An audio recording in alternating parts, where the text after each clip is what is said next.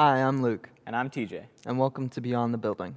Give me the Bible, holy message shining. Thy light shall guide me in the narrow way. Precept and promise, law and love combining, till night shall vanish in eternal day.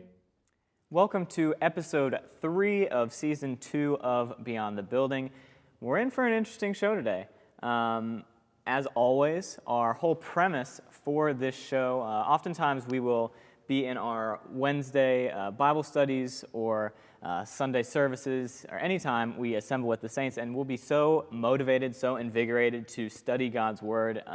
And then outside of the church building, outside of those assembly times, we might find ourselves lacking in motivation, lacking in some deep study. So that is the goal of this show. We are aiming to encourage Christians to go beyond the building in their Bible studies and to grow closer with God through His Word. So before we get started, I got a little story time for this week. We're going to try to introduce this into every show, just to get a little view of what we do outside of this show, because we are people outside of this show, believe it or not. Surprisingly. Yeah, believe it or not. But even before I do that, this show is available on YouTube and Spotify every Friday at 9:30 a.m. So stay tuned to that. And if you have not subscribed on YouTube or followed us on Spotify, please feel free to do that. So with that being said, this past weekend, I went to, I took a little trip to Atlanta, Georgia. So I took a bus, a Greyhound bus from Columbus to Atlanta. I was going to visit my girlfriend and her family. And once again, thank you for housing me this weekend and taking me in. And let me tell you, the Atlanta bus station is, for lack of better terms, it's pretty sketchy. It's pretty sketchy. And all was fine through getting to Atlanta. And the bus that I came here on, it smelled like a bunch of cigarettes. I mean, it was crazy. It was just, oh my goodness. But all was fine coming to Atlanta. Now, here's the interesting part of getting back to Columbus from the Atlanta bus station. So I go... it's probably, I think the bus was supposed to leave 8:05 this past Sunday. And I get to the bus station about 25 minutes early, before the departure time of the bus. And I'm stationing myself by the window so I can see all the buses coming in, just so I don't miss it, because knowing myself, I said, I'm going to find a way, to miss my bus. And It happens to the best of us. Yeah. So I'm checking the online, ticket, whatever, so I can check when it's going to be here. I can track my bus, and I see a bus pull in, and well before 8:05, pull out. Now, there were supposed to be announcements going on the PA system of, departure time for bus whatever, right? That did not happen on Sunday. That did not happen. I was keeping my eyes open. So I'm checking the app. I see a bus pull in and pull out. There's no announcement, so I'm like, well, this isn't my bus. Why would I think that? Of course. And I checked the app or the online website. The departure time has changed to well earlier than 8:05, and there was no notice of that. I didn't get any emails, nothing. So I missed my bus to go back to Columbus from Atlanta. So that was an unfortunate experience. So I had to call my girlfriend's dad. I said, well, I missed my bus, all this stuff. And very thankful once again for them being able to house me. I think that's a side note, a testament to members of the church and being very kind towards one another, right? Mm-hmm. I think that's a really cool thing. So that being said, I spent an extra night with the family, and then we get to the next morning because I had rescheduled the ticket for free for the next morning, and it was going to be a 6:55 a.m. Departure time. And the guy at the front desk, I was scheduling all the stuff with him the night before, got all that done. Everything was free in terms of rescheduling, so that was great. We get to the bus station the next morning very early. This was even earlier, more time in between the departure time and when we had gotten there, just to be safe. And everything was going crazy. I mean, there were people all over this bus station acting interestingly.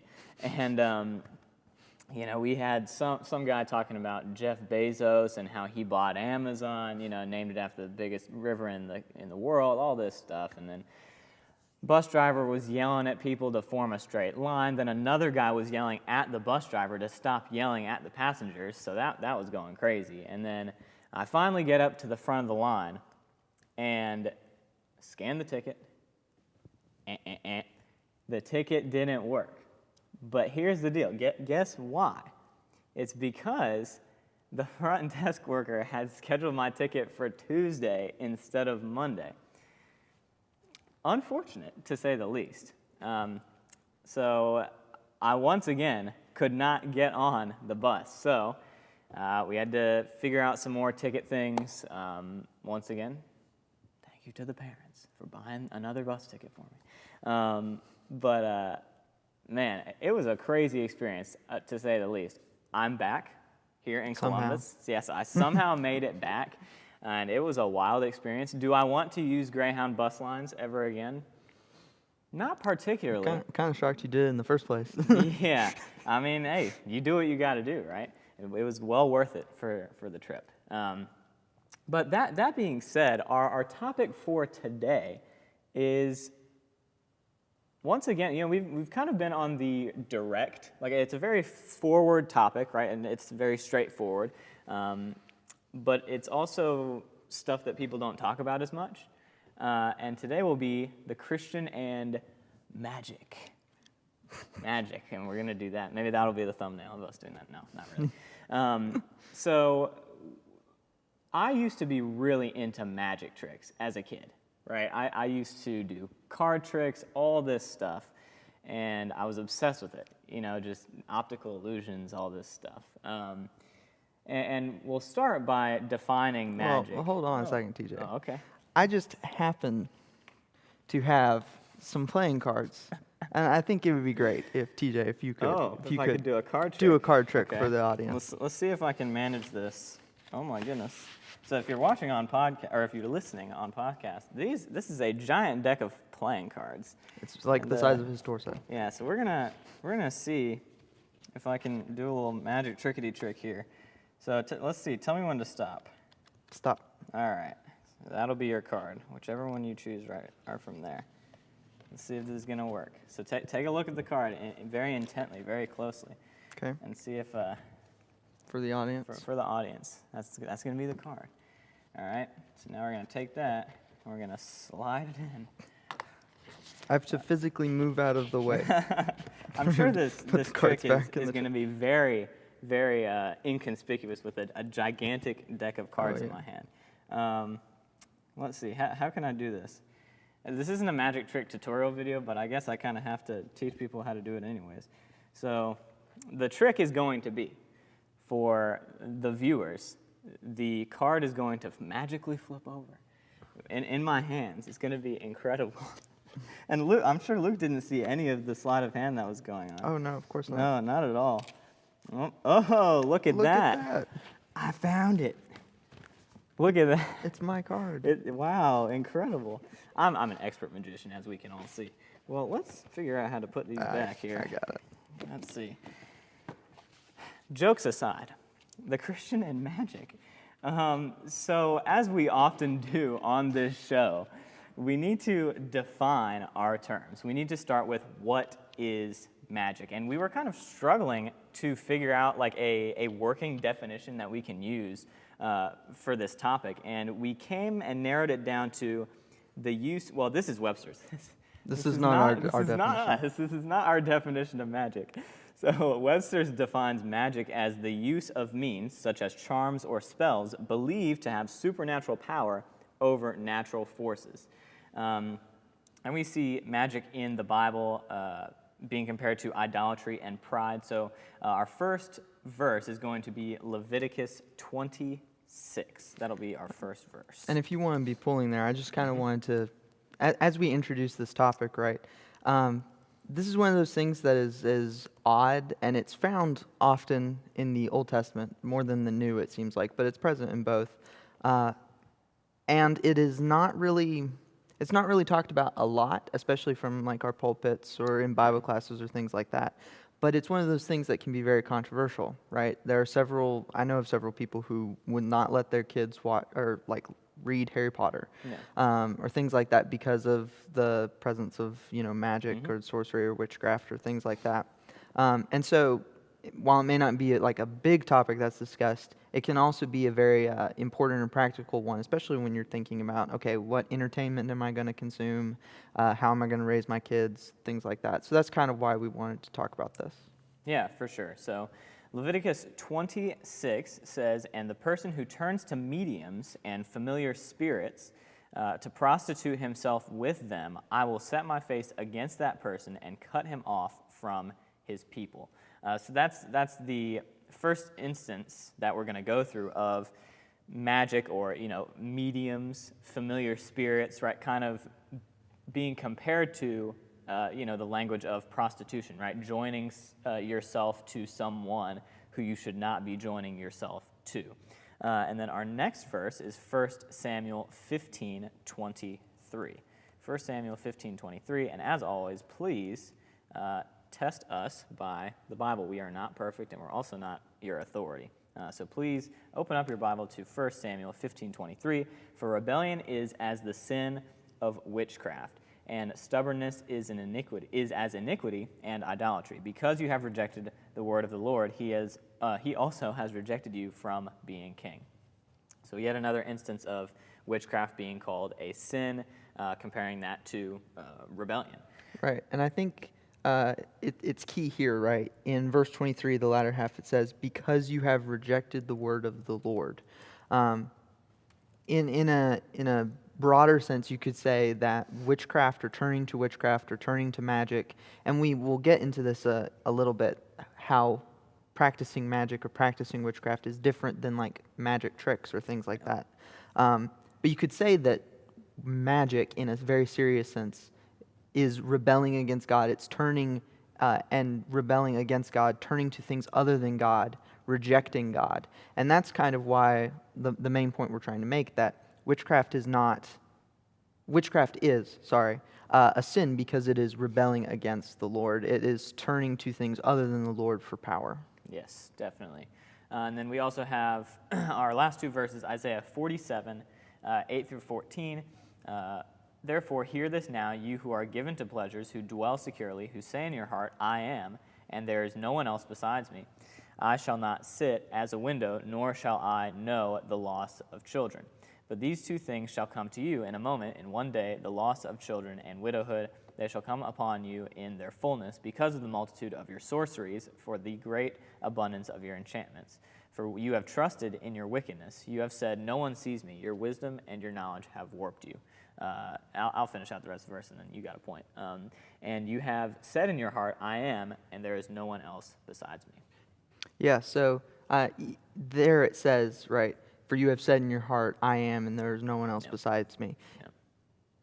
Witchcraft or the idea that physical things in this world have a significant power or any power over like the supernatural or the spiritual, right, is inherently kind of this, I'm going to turn to this other avenue to get what I want instead of serving God, instead of being faithful to Him and doing what He would have me to do. I'll just do my own thing, basically. Yeah, definitely. And then lastly, Deuteronomy 18, 10 through 14.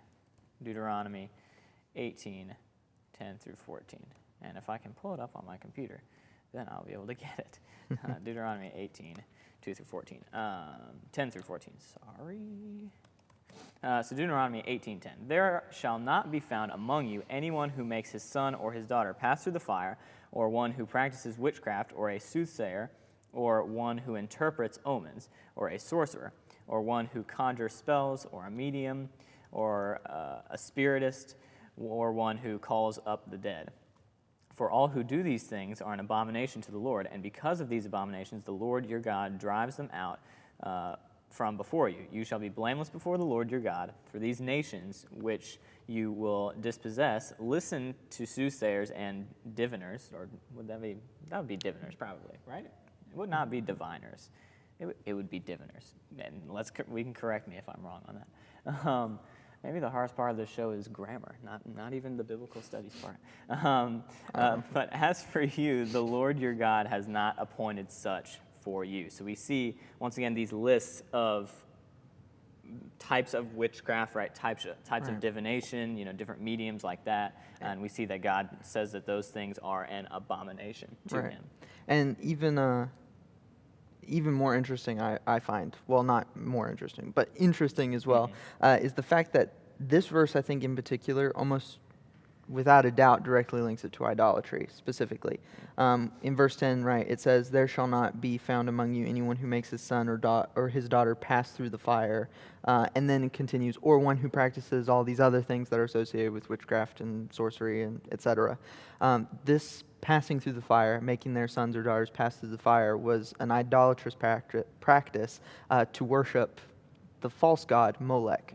And so there's maybe a broader conversation to be had about how specifically these exact practices were used in idolatrous worship to specific, little g gods, which is a little outside of the realm of discussion, I think, for this episode. Sure, yeah. But it's just, it's interesting that it kind of lines it up pretty explicitly there. Yeah. And then also I wanted to highlight, I think thus far, which we will talk about sorcery a little bit in the New Testament, but so far we've referenced Old Testament passages, and that kind of is where the bulk of at least commandments around it come from. That's not the rule, but it's the general theme. It seems like, but I think of note, right? It says here, for all who do these things, right? All these sorcery practices, all these forms of magic, are an abomination to the Lord. It says that in verse 12, right? God doesn't change. Things that are unholy to him in one era are unholy to him in other areas. We're not under the law of Moses, but the law of Moses exists for our learning. And I think that one of the clearest ways that it's for our learning is when the Old Testament says this thing is something that God hates, then I see no reason why that would be different for us today. Yeah, no, definitely. And, that reminded me of Leviticus 18:24 through 30. I don't think, I'm not going to read through all the context, but I don't think that's referring specifically to witchcraft, but God lists out a number of things, and he says these things, the nations are, by these things the nations are defiled. So it's not, the things that are listed can oftentimes be, like you said, not things that are just, under the law of Moses. Yes, you couldn't eat pork, right? And that was unclean. As opposed to, this is an abomination to God in all covenants that he has made with man. So I think that's a really interesting point. So I guess we have to ask the question, is magic real, right? We have instances of the Bible, in the Bible, of sorcerers, magicians, and the first one that we're going to go through is the Witch of Endor in 1 Samuel 28, 3 through 25. Do you want to pull that up? Yeah. This is probably, at least to me, this is one of the I don't know about clearest, but it's one of the earliest things that comes to mind when I think about this kind of question, right? Is magic real? Is God just giving these warnings or commandments about things that people were practicing but didn't have any real effect, or were these things actually, to be taken seriously?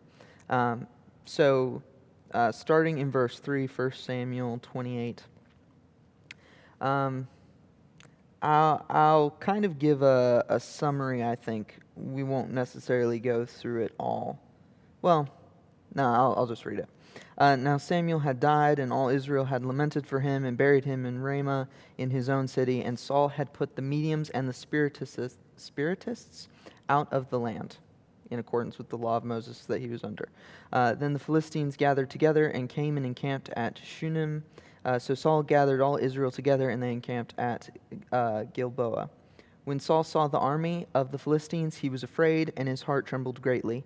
And when Saul inquired of the Lord did not answer him, either by dreams or by Urim or by the prophets. Right? So Saul is feeling the pressure of the world, if you will.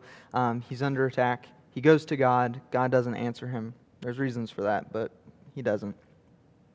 And then it says in verse 7, Then Saul said to his servants, Find me a woman who is a medium, that I may go to her and inquire of her. And his servants said to him, In fact, there is a woman who is a medium at Endor.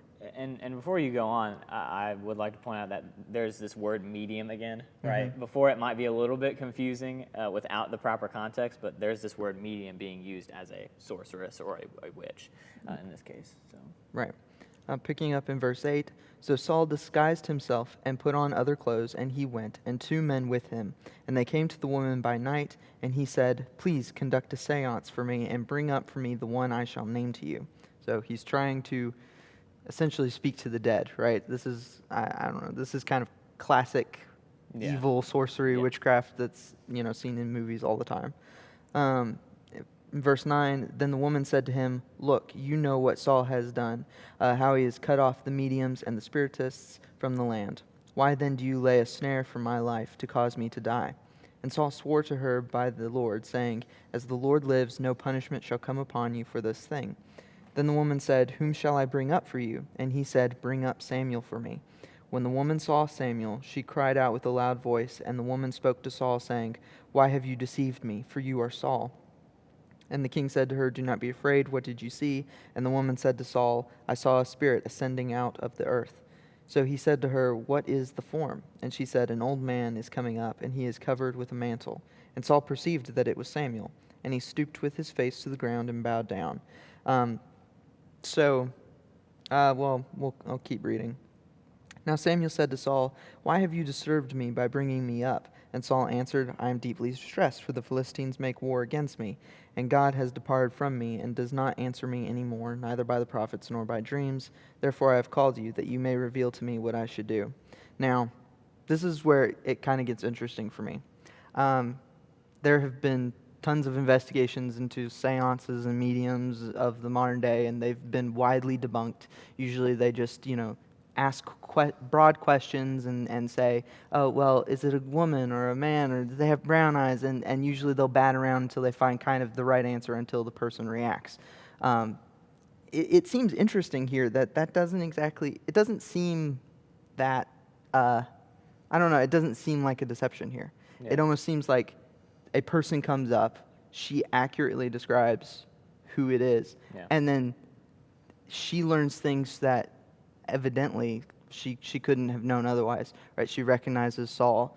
And then it almost says it as if that it is Samuel actually speaking. Mm-hmm. Now, I guess the question here would be, was it because she did it, or was this because, the Lord is working in some way with the spiritual world here?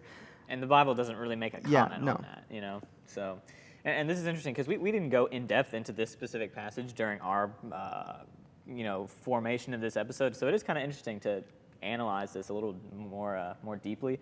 And that's kind of what I'm getting from it, because there is this, witch of Endor, and those events do happen. However, we're not told as to, whether this is a miraculous thing. I mean, we see God raising people from the dead all the time. Right. And we know that is a possible thing for God. So I don't know. It's very interesting, and I think this will transition, into a little bit. Well, let's get to our next example, and then we can start this transition into where we're going with this. So we also see the Egyptian magicians in Exodus, right, with Moses and Aaron and the rod turning into a snake, and we see them seemingly replicate the miracle. And there's a good article on Apologetics Press about certain snakes. I think it is that there are certain snakes who can like physically straighten themselves out to become like a rod. So there is a possibility that it's like, well, we know that God is the source of miraculous supernatural abilities, right? In the New Testament age, used by Christians to as evidence for God being with them. So we know that those things are possible. We, of course, wouldn't categorize that as magic, right? What we would commonly refer to as magic. Of course, that's not witchcraft. So I think, once again, we go back to our definition of terms, and miraculous abilities, miraculous gifts are quite obviously very different than the magic and witchcraft being discussed, that is an abomination to God.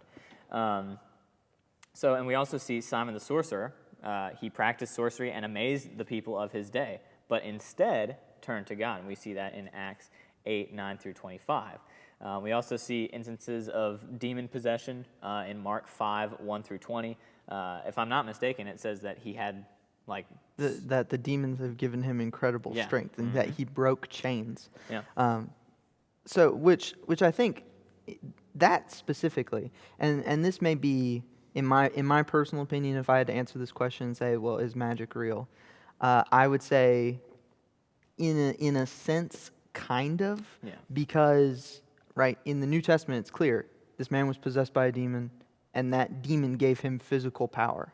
Right, it gave him the ability to break metal chains when he otherwise couldn't. And so now this is not a episode about demons and whether or not demons still work. I think the answer to that would be no, because it was for a time. Yes. But in a sense, right, there are spiritual things that can happen that are kind of beyond what we just know. Yes, and the question that we must ask is, where is the source? And now here is our transition, right? Where is the source of that magic or miraculous power coming from? Because the reason that it is going beyond, and the reason magic seemingly is sinful in the Bible, is because it rejects God's authority, right? If we are claiming, oh, I have miraculous power, right? Think about what that says about the God who has the ability, right? More specifically in the New Testament age, right? To give those miraculous gifts for a specific purpose. That you are going beyond that authority and saying, well, we just use that to horse around. I don't know. Maybe that's too harsh of a term, but to, conduct seances or what have you. So realistically, we need to ask ourselves, what is the source of miraculous gifts? Are miraculous gifts magic? I would personally say no. Of course, miraculous gifts don't fall into that same realm, and I think, going back to kind of Webster's dictionary, right, it's the use of means such as like charms or spells believed to have supernatural power over the natural forces, right? It's this belief that I can do something apart from that, God. Yes, apart from God, I can do something myself that will cause a supernatural event to happen, which is, first of all, extremely prideful, and second of all, rejects God and God's authority. And what's the term? This is killing me. The term, basically, God is over everything, right? What is this word? That's not the word I'm looking for. Anyway, you get the point. It's about the fact that you are saying, I can do something to create this rather than relying on God, and instead are treating those acts or whatever you believe to be behind those acts as a God instead of turning to actually God. Yes, sovereignty. Yes, sovereignty. Let's go. Thank you. Of course. So that being said, we have some application that we must think about ourselves, because once again, we always must ask the question, Lord, what will you have me to do? And we have in our culture media, specifically serious, like actual, we believe that we are doing magic and this has some spiritual significance, and imaginative magic. And we have to make the distinction between the two of those. And there are forms that magic takes, that is, we as a people, right, collectively suspend, our disbelief to basically make believe, right? Yeah. So we've kind of talked about like what counts as magic, right? I think in a sense you could say for this kind of broader discussion that magic is almost anything that goes beyond God to have basically to explain away like a miracle or something like that, or something that can't be explained naturally. And so there are forms, right, and you said it, it's a collective suspension of disbelief, right? That is a very unserious form of, quote, magic, because I think we use the term magic, we use it differently than I think the Bible uses it to refer to like witchcraft or sorcery or mediums and seances, things like that, where we're referring to things where we know that they are lies, if that makes sense. We know that they're not true. They're things that people have thought up. So, for instance, like any sort of media that has magic in it, whether it be Harry Potter or Lord of the Rings or C.S. Lewis's books, Chronicles of Narnia. Chronicles of Narnia. Yeah, That was today, that was embarrassing. And so, like all those things have quote unquote magic in them, but it is very, very clearly, I think, not the same magic that is found in the Old Testament. It is instead this kind of form of these are the rules of this fictional world that everyone knows is not representative of the real world.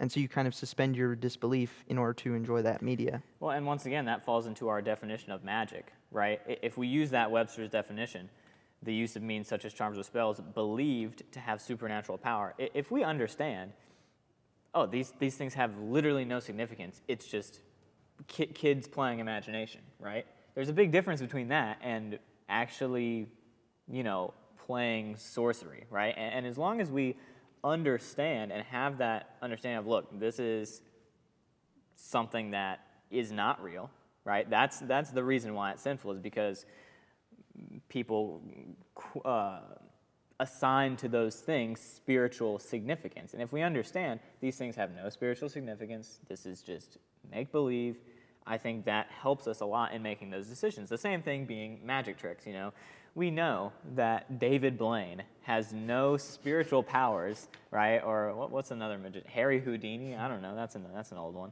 We know that they have no miraculous ability or no actual magical powers, but we all suspend that disbelief to be like, oh, that's cool. That sleight of hand, how did he do that? Right. The entertainment value that comes from it is not, oh, wow, he actually can, do magic. No, it's, okay, I don't know how he did that, but it's cool that he made it seem like it was impossible. And so it's like, it's not the same, I don't think. I agree. And we were talking about this a little bit. Sometimes we talk about magic in kind of these distant ways, I guess, as if it's not something that isn't like that we engage in our modern media or things like that. So, for instance, I know some parents that have problems with Harry Potter, and there's a broader discussion about like, okay, well, is everything in those books great and good for Christians to engage with? No. Correct. I think you would be hard pressed to find a lot of media though that is flawless. One of the things that come to mind though is Marvel movies, and I almost equate the two because the superpowers in Marvel movies is a form of quote unquote magic. It's fictional, impossible things that are reality in the fictional world, and we all kind of collectively agree, okay, we're gonna just forget about the real world for a second to just, engage with this form of media. And I think as long as you realize, okay, there's no actual spiritual consequence for, this imaginative practice, then then what's the problem? Exactly. So once again, going through just some examples, things that are physical but people can claim to have actual spiritual significance. And I think here is like a transition point. We've been talking about like the application points for these kind of collectively agreed upon fake things that we're just engaging in because it's the point of it is that it's fake. These are instead transitioning into things that people actually believe have some spiritual or physical power. Yeah. So first one would be idols. I mean, we see that time and time again in the Bible, people bowing down to statues, golden calves, what have you. They have assigned spiritual significance to material things that have absolutely no connection to God whatsoever. That being said, false religions as well, things that are clearly false and not true, that people are still saying, oh, well, this is truth. This is in place of God. Astrology, crystals, potions, tarot cards, Ouija boards, all those things that we know have no spiritual significance, and that meaning has been assigned to those things. Yeah, and so like in a similar way to how magic in the Old Testament, right, or witchcraft or sorcery or whatever you want to call it, I think we've kind of been treating it as synonyms. But in the Old Testament, right, these people were practicing things that may or may not have had any real significance, and I'm going to bet that most of them had no real significance, had no actual power, but they believed they did, and they were turning them into idols, right? In the same way, we can do a very similar thing with things of today. So I know some people who love astrology, you know, belief, if I can speak, that what stars and forms of what patterns of the solar bodies were when you were born dictate kind of the course of your life. Yeah. That, in a sense, is the exact same thing. You're saying this physical thing, this practice, this interpretation of heavenly bodies has an actual real effect in my life, has supernatural power. That is the same thing, essentially. It is making that practice an idol. Yeah, for sure. Well, and that reminded me of Romans 1:25, where it's talking about people worshiping the creation rather than the creator, right? And I think that's a great verse to ascribe to those things. So some more application, obviously, forms of serious magic, like where we are either attempting to deceive ourselves or others into thinking that something has spiritual significance and some sort of power, right? That's not something that we need to engage in as Christians. The Bible says time and time again, these are abominations, this is sinful, and we see those being kind of compared to idolatry, or idolatry being compared to it. So we have to ask ourselves these questions. Should we be investing in these specific things, right? And this kind of gets into what we've been discussing the past couple weeks in terms of matters of conscience versus matters of faith, right? Should a Christian go out and buy a Ouija board for fun? I'm not going to pretend that I'm not going to act like that has real spiritual significance, but I can just buy one for fun. Maybe think about that a little bit more, I'm a little hesitant about that specifically. Sure. And I would say, in my opinion, and this is my opinion because there's not a verse on it that says don't buy a Ouija board. Correct. But the at least popular idea in media, I think, is clear, right? It's saying that this Ouija board has some sort of spiritual power, and the people behind it may have made it to be like a game, or I don't even know what it was originally designed for. But the at least popular form as exists in our world today is interpreted to be some sort of spiritual ritual thing. Correct. That, you can argue, I don't believe there's any power in a Ouija board to do anything. Exactly. I believe it's a piece of wood with some, letters on it. And it's the Romans 14 principle. But I would say the image to a lot of Christians and to the world as a whole is that you're engaging in some sort of spiritual practice. Exactly. I think is it 1 Thessalonians 5:22 that says avoid the very appearance of evil? Ooh, I think it is. Could be that. That's a great verse. And so it looks awful. Yeah. What is it? 1 Corinthians 11 that talks about women and head coverings as well, right? So it's kind of a mix of the principle of matters of faith and Christian liberty, and matters of that pertaining to the outside world, right? In terms of, back then it was, Christian women should not, what was it? They should not shave their heads, right? The conversation is very complicated. Yeah, it is very complicated. but if I remember correctly, it was, it would be, if you had a shaved head, it was, I believe you were a prostitute Yes. for Athena, not Athena, I don't know. the Venus, or yeah, One of the Greek Aphrodite. goddesses. Yeah. So there was that image of, we as Christians want to stray as far away from that as possible. So would it be wise to go and, if in today's culture, if let's say, having a ring around your pointer finger indicated that one was a prostitute, right? Should a Christian be wearing one of those rings just for decoration? You might want to think against it because of what image that might give off. And this is the thing. I'm a big believer in the if I know that is really wrong or bad or stupid or whatever. Like if I know that it's not a good idea, I don't think there's any point in trying to go with it, right? Yeah, Agreed. you can. Does a ring have any real power around your finger, like what TJ was saying? Of course not. No.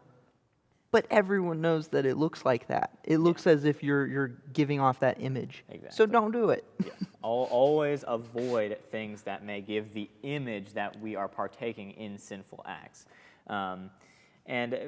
Once again, we all understand if it's a collective understanding that something is not real, like is that thing really, something that is necessarily sinful, right? So I guess, and that kind of ties into our imaginative, right? Unserious magic, right? We all collectively believe that magic tricks are not actual magic. So it's that suspension of disbelief and understanding that this thing is 100% not real. Therefore, we're not lying in saying that it is. You know what I mean? Yeah, I mean, we've brought up like forms of media, but like for instance, Lord of the Rings. Nobody in their right mind thinks that Lord of the Rings is real. There may be some people that, but it's not real. No one believes that it was, and so it's not a lie for us to engage in that media, right? If you say that it is a lie or it is wrong to engage in that media, then you can't watch really any movie or read any book. Play pretend. Yes, no one can have any imagination, which I don't think anybody says. Yeah. Yeah. So the conclusion of the matter is magic real in the way that we would define it in today's culture? I would say no, right? Yeah. But in terms of, yes, there are miraculous gifts that existed in the past, and could God have, in the case of the Witch of Endor, was God a part of that in some way? We don't really know. We don't know, and this is also another thing that we touched on in a previous episode, right? We don't exactly know how the spiritual world works in relation to our world, and the very fact that there was demon possession gives some credence to the idea that there are evil spiritual forces that can work in our world. But like you said, does magic exist in the way that we think of it today? No. There's no evidence for that. And the most that the Bible speaks about it is vague and also not worried about its reality, but instead its morality. And That's bars. Did you hear that? Man, I gotta stop. That's bars right there. Thank you. The emphasis is not should you engage with it because it's real or not, or are you just wasting your time? That's not the focus. The focus is, are you trusting in God, or are you instead turning to physical ways or other spiritual ways to circumvent God and have control over the world? Yeah, for sure. So before we close, we love engaging with you all, and we appreciate you being here with us, having a Bible study with us, and we would love to hear your feedback. We'd love to hear your comments, different episode topics. So if you want to get in contact with us, please feel free to email us at beyondthebuilding51314@gmail.com, and you can also follow us at Beyond the Building Official on Instagram. And with that, we'll see everyone in the next episode of Beyond the Building. Holy message shining, thy light shall guide me in the narrow way. Precept and promise, law and love combining, till night shall vanish in eternal day.